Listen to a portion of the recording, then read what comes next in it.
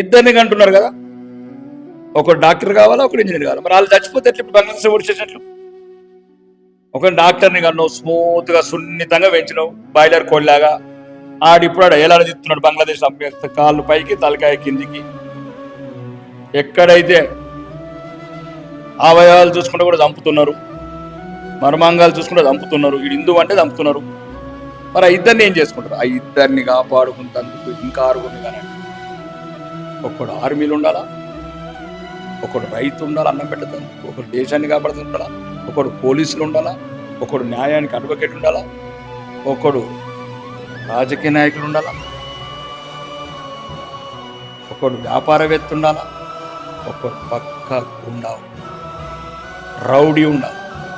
ధర్మానికే సావాలం.